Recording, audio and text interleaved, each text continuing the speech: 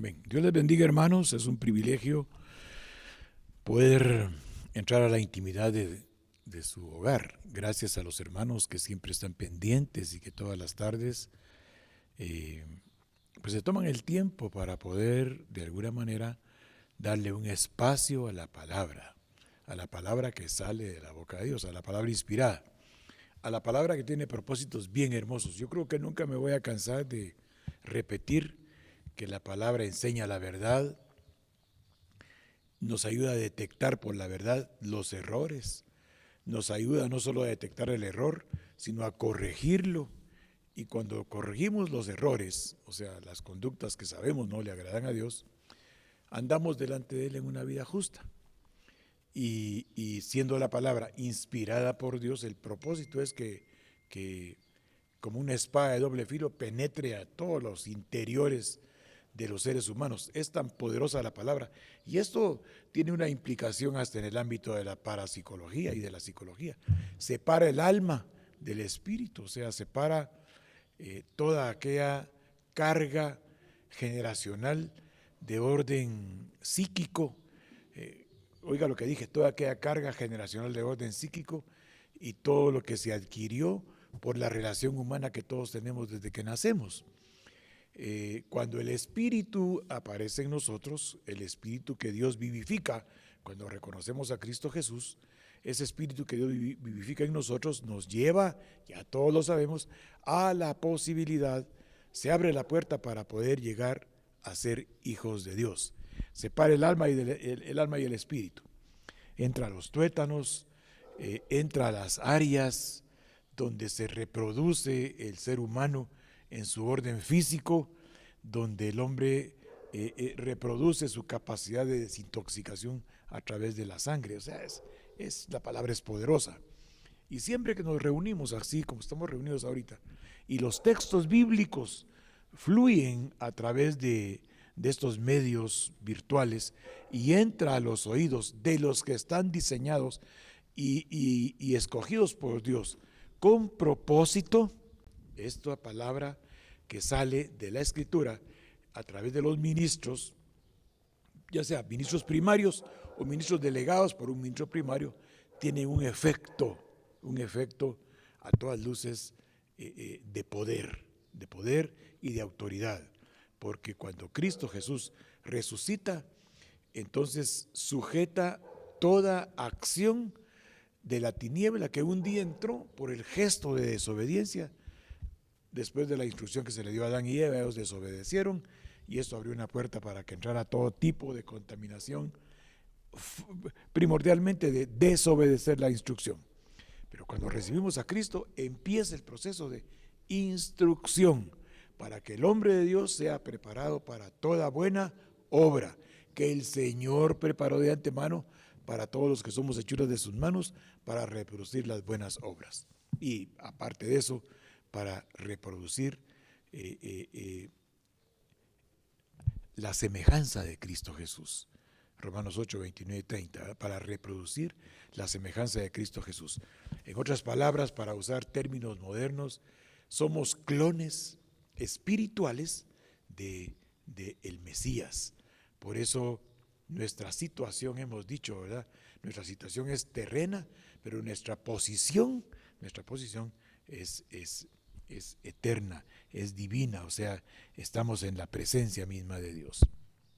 Pero oremos para que la palabra tenga un efecto espiritual de acuerdo a como Dios la programó para que este día la palabra cumpla el propósito espiritual para el cual fue enviado.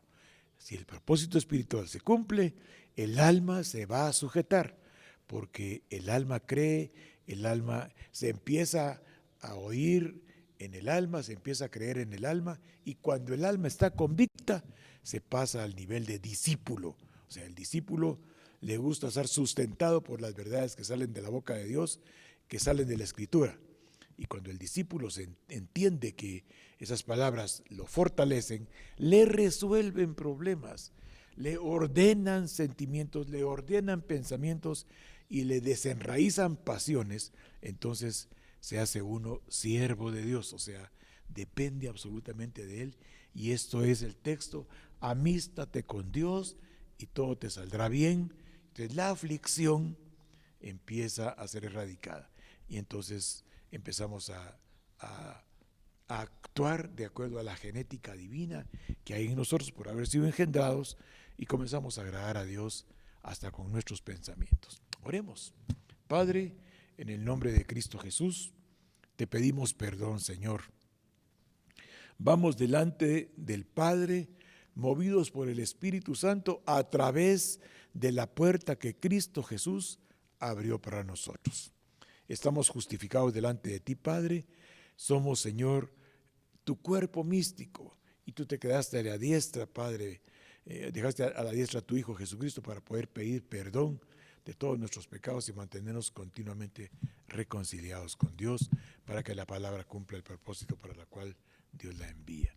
Perdónanos, Señor, hemos pecado, hemos actuado desacertadamente con las palabras, con los pensamientos y hasta con la participación visual o auditiva, dándole espacio, Señor, a asuntos que contaminan nuestra alma, inclinándola muchas veces por lo que a ti no te agrada. Entonces, Dios, por la sangre de Cristo, inspirados, movidos por el Espíritu Santo, redarguidos por el Espíritu Santo, te pedimos perdón y nos consideramos, Señor, porque hemos pedido perdón delante del Padre, en el nombre de Cristo Jesús, movidos por el Espíritu Santo, nos declaramos tierra fértil para que la palabra sea efectiva, sea eficaz. Todo te lo pedimos, Padre, en el nombre poderoso de Cristo Jesús. Amén. Amén. Fíjense, hermanos, que la última vez que estuvimos platicando, hablamos de algunos aspectos al respecto de la cobertura. Y vimos cómo el Padre cubre al Hijo, cómo el Hijo delega al Espíritu Santo. La cobertura son delegaciones de orden espiritual. Por ejemplo, dice que la cabeza de Cristo es Dios, la cabeza del varón es Cristo y la cabeza de la mujer es el varón. En el mundo espiritual, propiamente dicho, este es el orden espiritual. Entonces, tenemos que ir entendiendo nosotros, y lo hemos estado explicando, y no tanto para que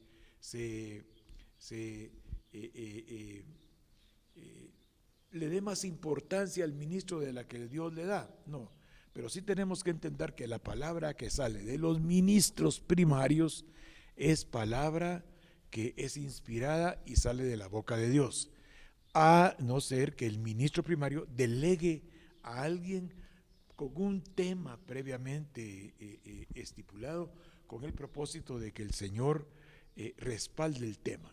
Por ejemplo, cuando el Señor en su misericordia me da a mí la oportunidad de darle la delegación a alguien que hable sobre algún aspecto espiritual, siempre estamos en la línea de lo que se ha venido predicando, y el Señor me permite darle algunos textos para que le sirvan de fundamento, de fundamento. Por eso muchas veces cuando el delegado se pierde del camino que se le establece, entonces empieza a divagar, y aunque dice verdades, las verdades no encajan, porque es increíble cómo Dios tiene una programación espiritual, y Dios tiene cuidado que toda la palabra que sale tenga un propósito poderoso de erradicar no solo la mentira, sino que la confusión y que la tiniebla sea minimizada dentro de nosotros, porque toda la palabra que sale por el ministro o por los delegados es luz, y entonces esa luz prevalece sobre la tiniebla del interior del alma. Entonces, hablamos de coberturas. Yo quisiera que viéramos unos textos que son bien interesantes. Ya los vimos una vez, Juan capítulo 1, verso 17.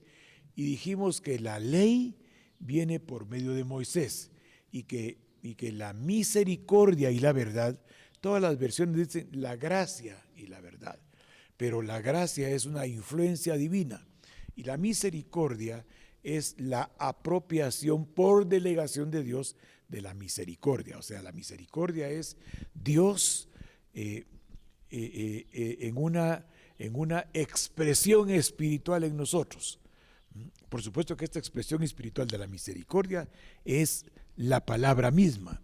Cuando la palabra es nuestra y en base a la palabra resolvemos situaciones, la influencia divina que Dios da a través de la palabra y esa misericordia de la cual somos depositarios nos hace actuar con la luz, con el poder, con la autoridad y con el reinado de Cristo sobre todas las situaciones de grande adversidad. Entonces la ley vino por Moisés y la gracia y la verdad, o sea, la misericordia y la verdad vinieron a través de Cristo Jesús. Yo quisiera que viéramos un ejemplo mire pues, en el Antiguo Testamento Dios le habla, Dios está instruyendo a Israel, pero instruye a toda la humanidad. Hay una instrucción a toda la humanidad. Y cuando pasamos al Nuevo Testamento, en el Nuevo Testamento pasan cosas bien interesantes, o sea, en los evangelios.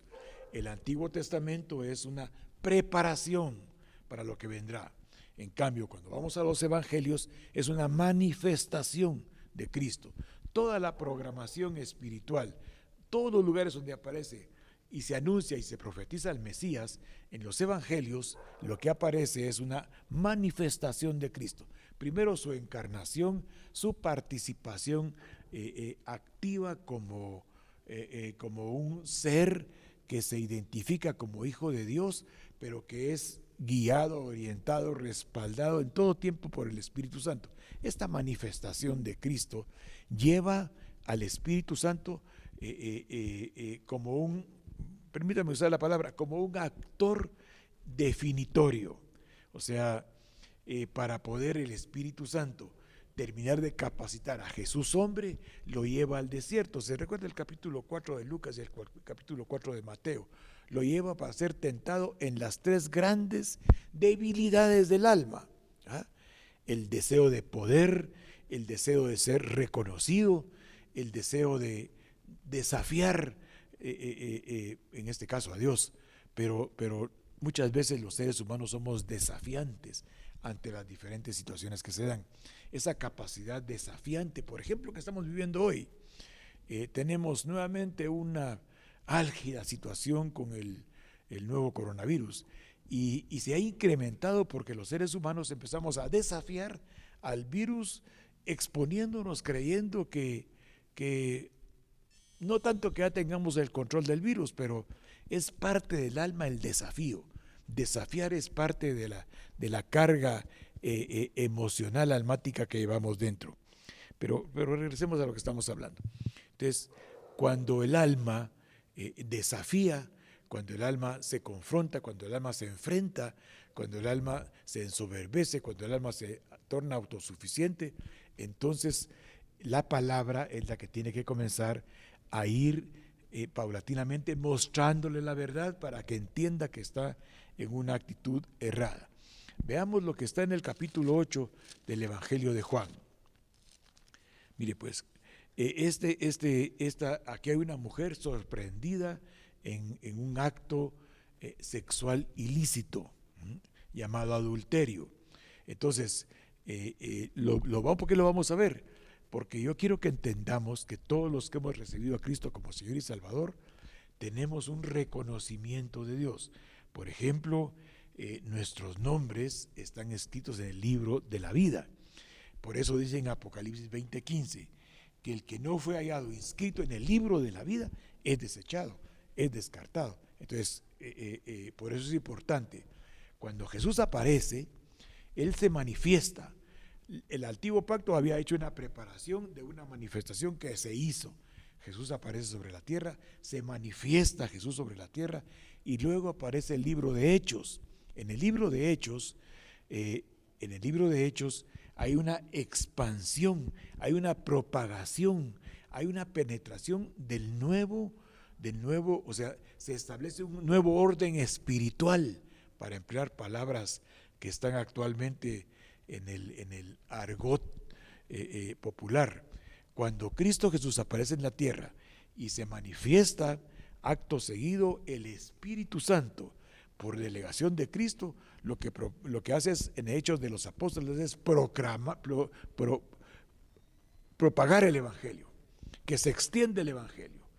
Pero luego vienen las epístolas, y las epístolas aparecen para explicar, para que se explique todo lo que esa preparación que hubo antes de que Cristo viniera, para que se explique la manifestación de Cristo sobre la tierra, como en los evangelios, para que los hechos de los apóstoles digan: esto no solo es para los judíos, sino pues para Jerusalén, para Judea y para toda la tierra. Por eso Mateo 28 termina diciendo en el capítulo 28: id por el mundo y haced discípulos a todas las personas, bautizándolas, ahora sumergiéndolas en el agua, y dicen en el nombre del Padre, del Hijo y del Espíritu Santo, porque estas tres manifestaciones del Lion, del único Dios, son expresiones y manifestaciones de él. Entonces, en el libro en las epístolas se explica todo lo que anteriormente se manifiesta, todo lo que anteriormente se extiende, se propaga, es en las epístolas explicado. Ahora, en Apocalipsis hay una consumación de todo lo que anteriormente mencionamos. ¿Por qué decimos esto?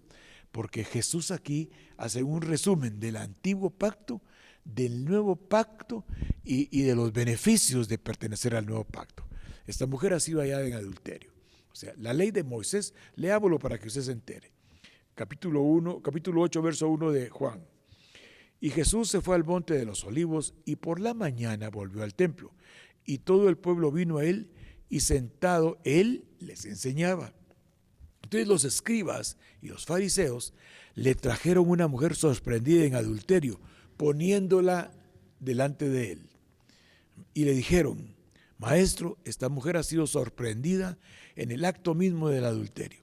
Y en la ley nos mandó Moisés, ahí en Levítico capítulo 20, verso 10, ahí en Deuteronomio 22, 22, dice: y en la ley nos mandó Moisés apedrear a tales mujeres. Tú pues, ¿qué dices? Recuerde pues, la ley fue dada por Moisés. La ley decía: cuando una mujer es hallada en el acto del adulterio, entonces la conducta inmediata es que todos arranquen la contaminación, exterminando a la mujer hallada en adulterio.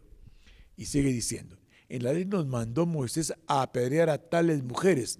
Tú pues, ¿qué dices? Eso lo puede leer usted en Levítico 20:10 o también lo puede leer en Deuteronomio 22, 22. Mas esto decían tentándole para poder acusarle. Pero mire qué mentalidad más corta, qué mentalidad más humana, más terrena, más perecedera. Porque Jesús es de ayer, de hoy y de siempre, según leemos en el capítulo 13, verso 8 de Hebreos. Y ellos estaban tentando a Jesús con un acto terreno, a alguien que traía la gracia, la verdad y la misericordia. Entonces, la respuesta de él, mire cómo los ubica espiritualmente. Este punto lo hemos hablado, lo hemos enseñado aquí. ¿Por qué lo estamos de nuevo enseñando? Porque ya sabemos todos que en Filipenses capítulo 1 dice: todas estas cosas se están repitiendo. Para ningún ministro es molesto repetir las mismas cosas, pero para todos los que escuchan es seguro, porque ustedes van a tener dentro de ellos la garantía de la acción de Jesús, de la roca inconmovible de los tiempos. Leamos. Mas esto decían tentándolo para poder acusarle. Pero Jesús, inclinándose hacia el suelo, escribía en tierra con el dedo.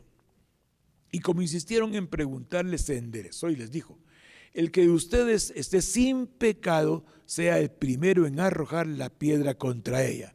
E inclinándose de nuevo hacia el suelo, siguió escribiendo en tierra.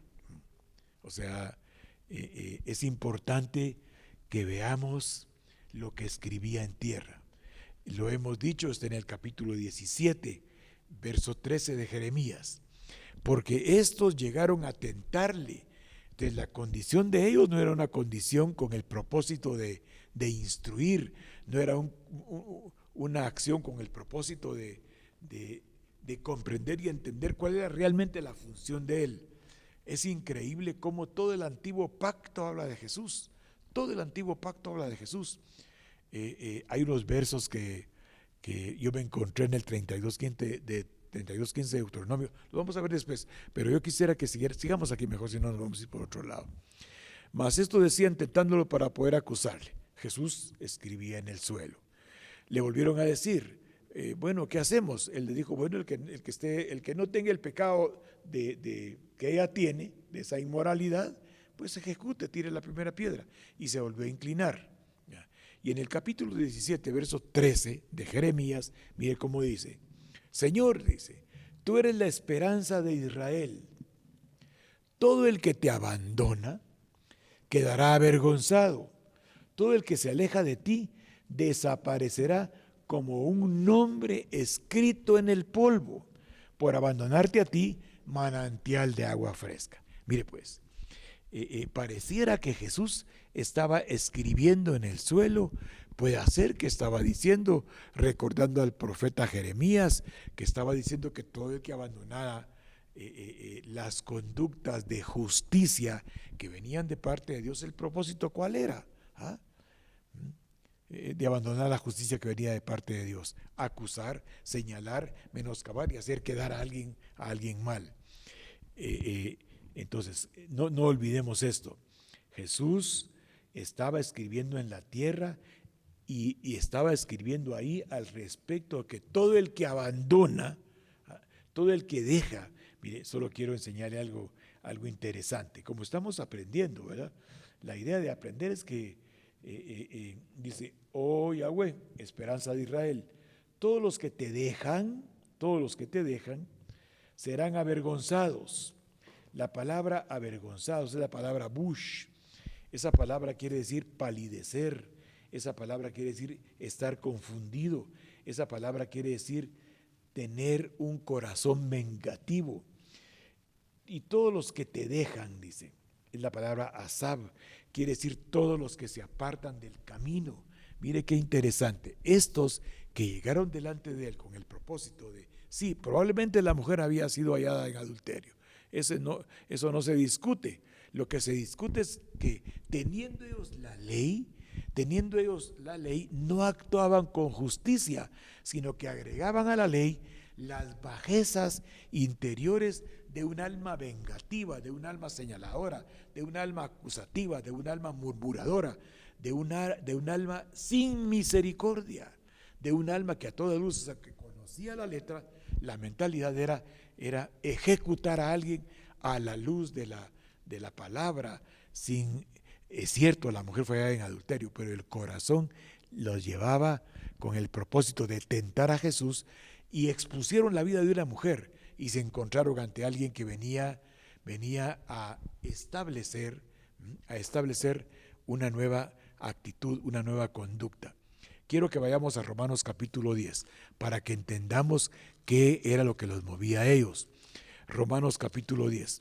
Recuerde usted que este libro de Romanos, el apóstol Pablo está instruyendo a gente que tenía conocimiento del antiguo pacto, o sea, tenía conocimiento de toda la preparación que se estaba haciendo para que el día que aparecieran los evangelios y hubiera una manifestación del Mesías, ellos la pudieran entender, pero se enceguecieron porque todo lo hicieron según su propia interpretación. Y ellos, cuando presentaron a esta mujer a Jesús, no pretendían ellos que fuera ejecutada la ley, sino que ellos querían no solo tentar a Jesús, sino probablemente dentro de su muy aparente pureza, de su muy aparente limpieza, ellos querían ejecutar a alguien por la orden de alguien que ellos sabían que manejaba la escritura. Lo que no sabían era que la gracia, la misericordia y la verdad habían cobrado vida en Jesús de Nazaret. Mire Romanos capítulo 10, verso 1. Estos versos son interesantes. Leámoslos despacios para poderlos entender. Hermanos, ciertamente, dice el apóstol Pablo, el anhelo de mi corazón y mi oración es a Dios por Israel, para que Israel sea salvo. Porque yo les doy testimonio de que tienen celo de Dios, pero no conforme pero no conforme a ciencia. Esa palabra ciencia es bien interesante cuando la vemos. Yo le voy a irme mire, Romanos capítulo 10, verso 2. Dice, porque yo les doy testimonio que tienen celo de Dios, mas no conforme a ciencia. Esa palabra ciencia que aparece ahí es la palabra epignosis. ¿Ah? Cuando hablamos de epignosis estamos hablando de un conocimiento superior, de un conocimiento que está sobre las circunstancias, de un conocimiento que no acusa, que no señala, que no ejecuta, apoyado en rencor, en resentimiento, en venganzas. Por eso aquel texto hermoso que leemos en Hebreos capítulo 14 dice, miren, dice, o capítulo 12, lo voy a ver solo porque si no vamos a ver. Ese es un verso bien interesante. Toda la escritura es inspirada por Dios y el propósito de la escritura es que nosotros entendamos que hay contaminaciones, que podemos estar actuando igual que estos que llevaron a la mujer delante de Jesús, queriendo nosotros actuar. Es cierto, probablemente usted sea alguien que no ha jamás cometido un pecado de orden moral como el adulterio, como la fornicación, como la pornografía, pero probablemente tiene otras actitudes y otros pecados, como decía allá en Primera de Pedro, se recuerda en el capítulo 2, dejando toda malicia, toda injusticia, todo pleito, toda contienda. O sea, aquí Dios en el tiempo que estamos viviendo no nos ejecuta, porque si Dios actuara como actuaba en el antiguo pacto, yo creo que habríamos o no habrían cristianos, solo habrían recuerdo de algunos que quisieron ser cristianos. Mire pues cómo dice, capítulo 12, verso 14, seguid la paz con todos y la santidad, sin la cual nadie verá al Señor. Cuando dice aquí la santidad, está diciendo apoyado en la palabra revelada por el Espíritu Santo que nos lleva al conocimiento de la verdad.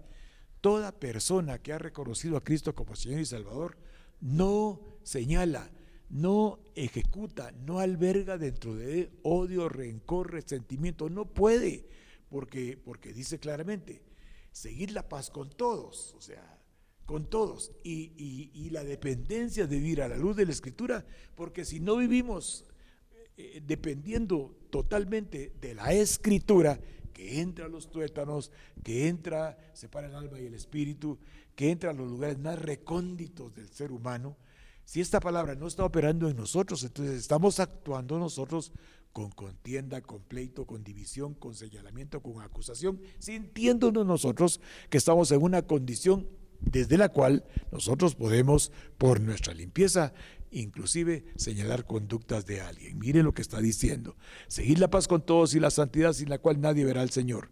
Mirad bien, no sea que alguno deje de alcanzar la gracia de Dios, o sea, la misericordia de Dios, o sea, la presencia de Dios, la influencia divina, y eso provoque que brote de dentro de él una raíz de amargura y provoque una grande contaminación. O sea, dentro de la gracia que vino a establecer Jesús, dentro de la misericordia que Jesús vino a establecer, dentro de la verdad que vino a establecer, pueden haber conductas similares a aquellos hombres del capítulo 8 del Evangelio de Juan. Porque yo les doy testimonio, regreso nuevamente al capítulo 10 de Romanos en el verso 2, porque yo les doy testimonio de que tienen celo de Dios. Estos hombres aman a Dios, estos hombres reconocen a Dios, estos hombres son creyentes de Dios, pero mire lo que sigue diciendo, pero no conforme a ciencia, o sea, no conforme a epignosis. Uno puede tener el conocimiento de la Escritura, pero si el Espíritu Santo no lo respalda, es letra muerta. Es interesante porque en el antiguo pacto ellos no tenían el respaldo del Espíritu Santo. Ellos tenían a los instructores que les decían cómo tenían que actuar. Entonces dice la palabra, porque yo les doy testimonio a todos ustedes que escuchan el libro de Romanos, que los judíos, que los hebreos tienen celo de Dios, mas no conforme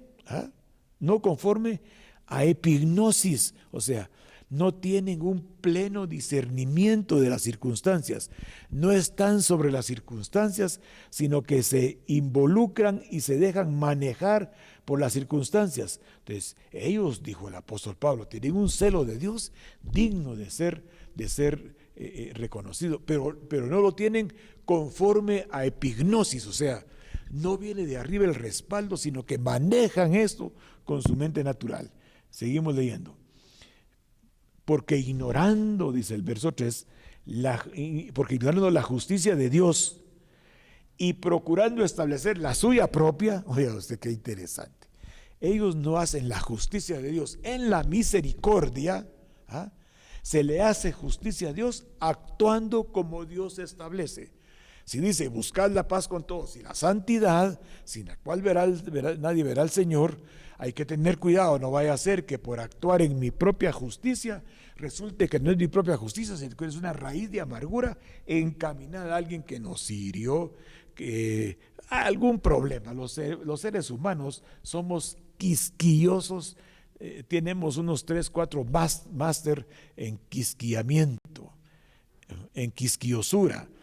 Cuidado, se le dice a alguien que no quiere escuchar, o se le hace ver una actitud que almáticamente, por una conducta terca, cree que así es, ¿verdad? Porque Dios guarde, se establece un roce.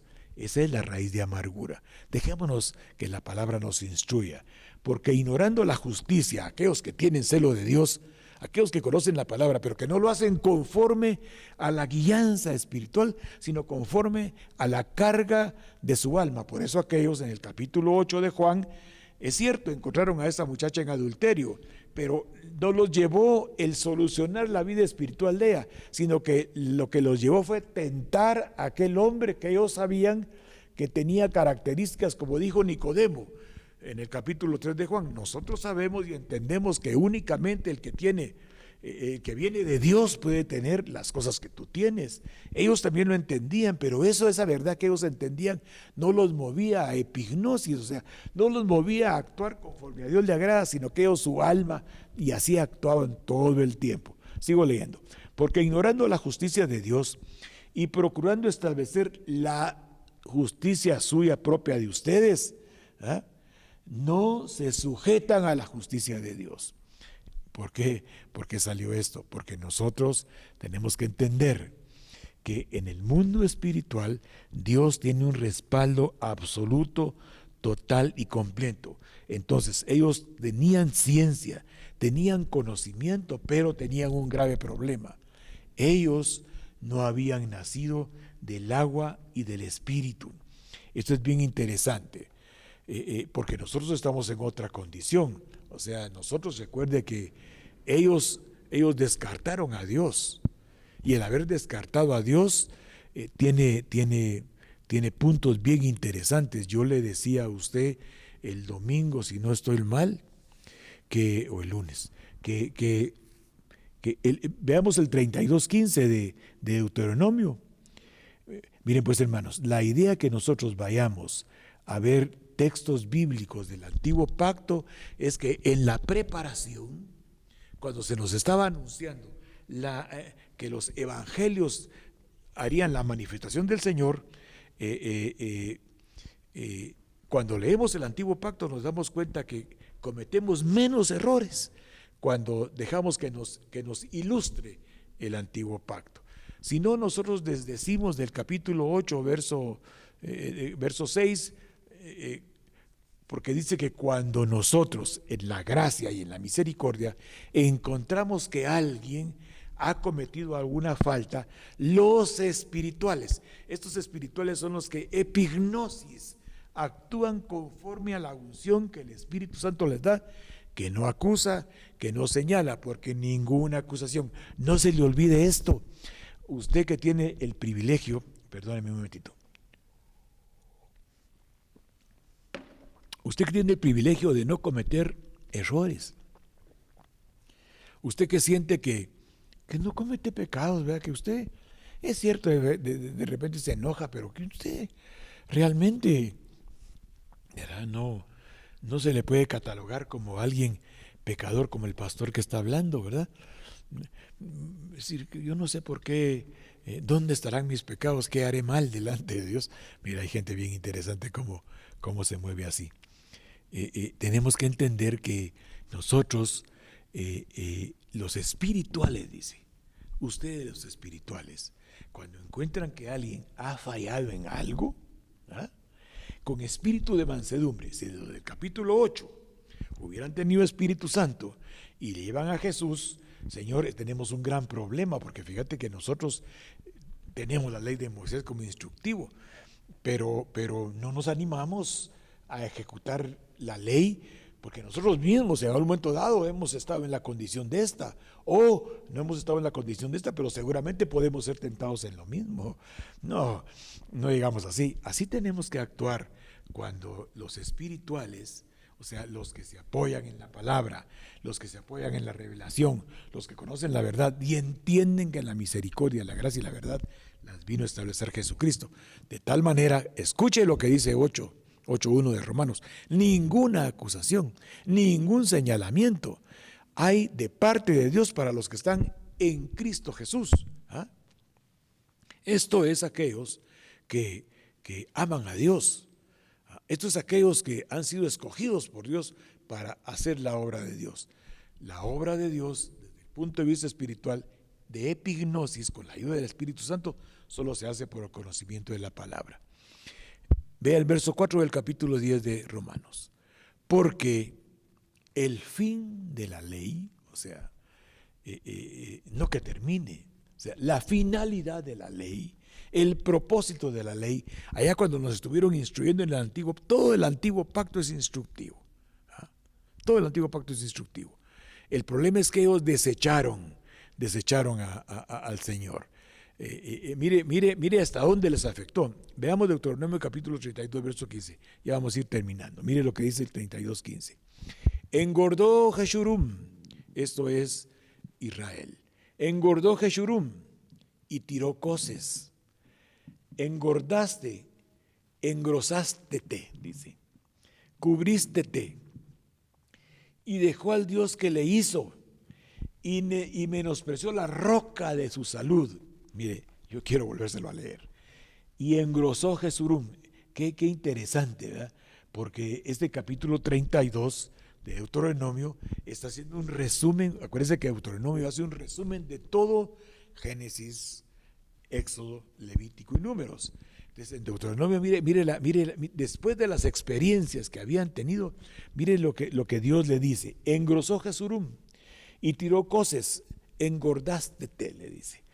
Engrosástete, cubrístete y dejó al Dios que le hizo y menospreció la roca con mayúscula de su salud. Y esa palabra salud, siempre que aparece en el antiguo pacto, mire pues, es la 34:44, y la palabra es Yeshua. O sea que Yeshua ya andaba espiritualmente en el ambiente. ¿Ah? Porque Dios es uno, Dios es uno, Dios es uno, Dios es uno. El Espíritu de Dios andaba sobre la faz de las aguas. El Espíritu de Dios ordena, el Espíritu de Dios restaura, pone en orden todo.